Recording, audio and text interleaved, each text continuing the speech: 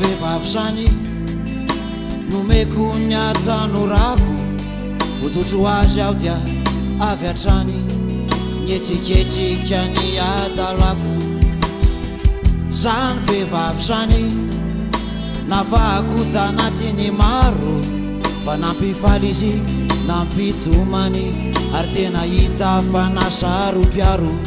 tsara tare matomambabo ay tsara tare no tsara fanay tsy hitanareo nefa tsy aiza fa eo anilako eo nibanjinay mandray ny tanako manorokay miantsony anarako tsy renareo izaho nefa tô mandrelay feo teny zany vehivavy zany no mahalala ny tantarako tsaroko tsara famboly zany namadibadika ny anarako izany vehivavy zany anisany tena be fitiavana tsy anjely akory izy fa olona ihany fa tena hita fatiavana malaly zany ny fianakaviana matsapy zany ireo namanatiana fa izy ane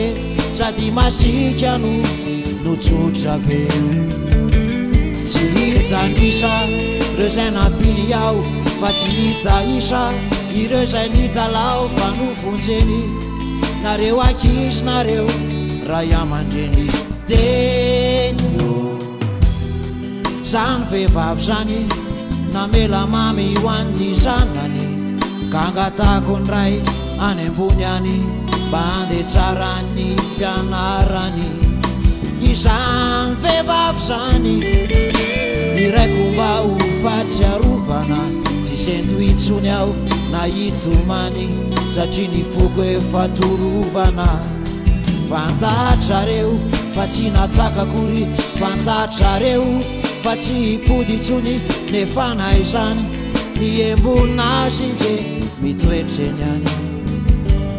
na ny voady ny fanoloranay sy ny adiady zay ny fanaovanay tantaranay ka mahatonga ianao zay ere zay zay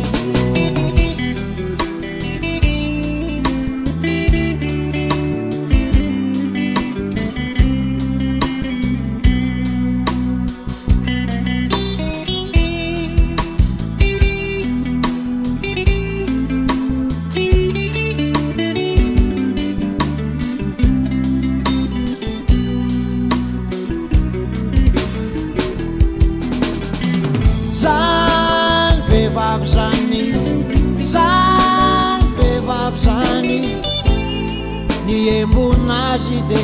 mitoetreny any zany vehivavy zany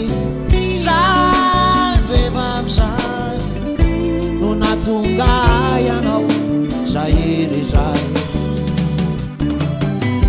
zany vehivavy zany zany vehivavy zany ny embonazy de mitoetreny any zany vehivavy zany